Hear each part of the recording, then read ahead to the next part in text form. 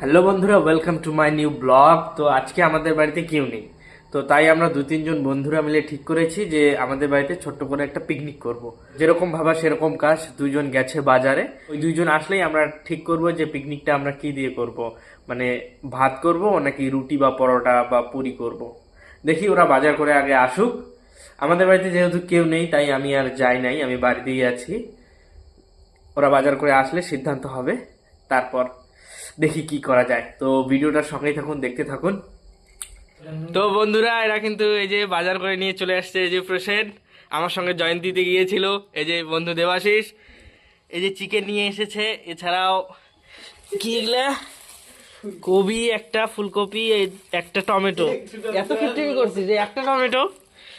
তো এখন এটা আমরা ধুয়ে নিব।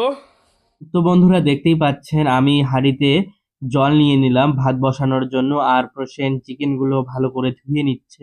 ক্যামেরার সামনে আসতে প্রসেন একটু লজ্জা পায়। জয়ন্তী পাহাড়ে ঘুরতে গিয়েছিলাম, যারা যারা জয়ন্তী পাহাড় যাওয়ার ব্লগটা দেখেছেন দেখে থাকবেন, ওই পুরো ব্লগটাতে প্রসেনকে একবারও দেখা যায়নি। তো বন্ধুরা, আমি মোটামুটি কিছু জিনিস গুছিয়ে দিলাম, যেরকম এই যে কই গেল, হ্যাঁ এই যে চালটা নিয়ে আসলাম। তারপর এই যে হাঁড়িটাতে জল দিয়ে নিলাম। প্রসেন চিকেনটা ধুয়ে দিল। এখন প্রসেন এই যে ফুলকপিটা পকোড়ার জন্য তৈরি করতেছে, আর দেবাশিস এই যে পেঁয়াজগুলো ছোলাচ্ছে আর কি। আমাদের ইনি বলো কিছু স্যার। এই যে পরের মাসের কিস্তিটা দয়া করে দেবেন। ওটা মোটামুটি পরের মাসে ওই যে বন্ধনের স্যার, তো মোটামুটি 5 লাখ টাকার মোটামুটি একটা টার্গেট আছে, ঠিক আছে। আর আপনারা যারা মোটামুটি কিস্তি দিতে মানে দ্বিধাবোধ করে তারা অবশ্যই কিন্তু পরের মাসের মানে এনার টার্গেট মানে পূরণার্থে অবশ্যই যেন পেমেন্টটা করে করবেন আর কি, ঠিকঠাক করবেন, নইলে এই বাচ্চারা মারা যাবে। পকেট মানে মাঝে মাঝে কি হয় জানেন, নিজের পকেট থেকে কিস্তির টাকা মানে মেটাতে হয়। তো কথাটা শুনে মনে হয় বুঝতেই পারলেন যে আমার বন্ধু প্রসেন, ও কিন্তু বন্ধনে চাকরি করে, হ্যাঁ ভালো স্যালারি। আমার মা বলে গিয়েছিল যে বাড়িতে মানে ঘরে কিন্তু আদা ওঠানো নেই। তো আমরা এই যে রাত্রে আসলাম এখন মানে আদা ওঠাইতে আর কি। এগুলো অবশ্য আমাদেরই একটা, এই উঠিয়ে নেই। হ্যাঁ এই যে এইটুকু হলেই হয়ে যাবে। এটা পচা। এ হ্যাঁ এটা ঠিক আছে, হ্যাঁ এটাও ঠিক আছে।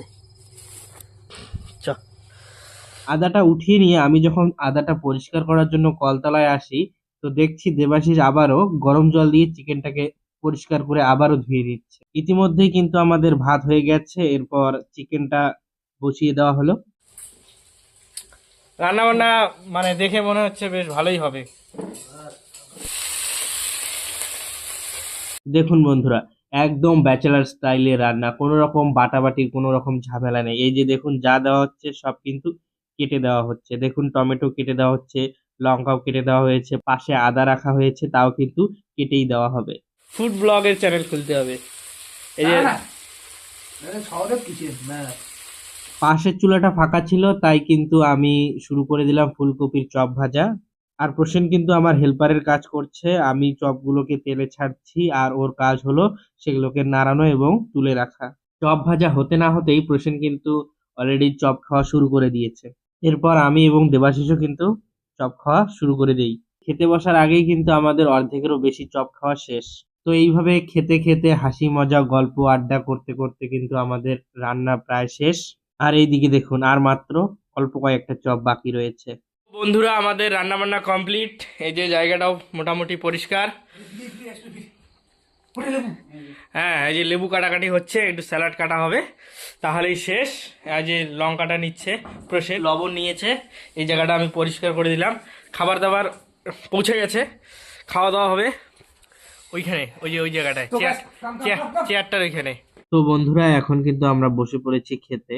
যেখানে পিকনিক হয় আর যদি সেখানে দেবাশিস থাকে, তাহলে কিন্তু রান্না বান্নার দায়িত্ব দেবাশিসের ঘাড়েই পড়ে।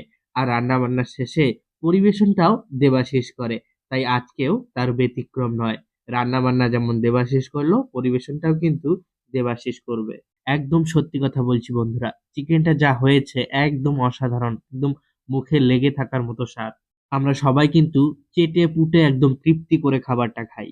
তারপর আমি খাওয়া দাওয়ার শেষে আমি বাসনপত্রগুলো গুটিয়ে কলতলায় রেখে দিই। খাওয়া দাওয়ার শেষে আমরা অনেকক্ষণ বসে গল্প করি, সেই ভিডিও ক্লিপটা নেওয়া হয়নি। রাত্রিও প্রায় অনেকটা হয়েছে, কালকে আবার প্রসেন যাবে ডিউটিতে, তাই ওরা এখন চলে যাচ্ছে। আমাদের বাড়ি থেকে সাইকেল নিয়ে দেবাশিসের বাড়ির ডিস্টেন্স 5 মিনিট, প্রসেনের বাড়ির ডিস্টেন্স বড়জোর 10 মিনিট হবে। তো বন্ধুরা ওরা কিন্তু চলে গেল, আর আমিও ভিডিওটা এখানেই শেষ করছি। ভিডিওটা ভালো লাগলে অবশ্যই একটি লাইক করবেন আর কমেন্টে জানাবেন কারা কারা এইভাবে পিকনিক খাও। চ্যানেলটিতে নতুন হয়ে থাকলে অবশ্যই চ্যানেলটি সাবস্ক্রাইব করবেন এরকম ভিডিও আরো দেখার জন্য।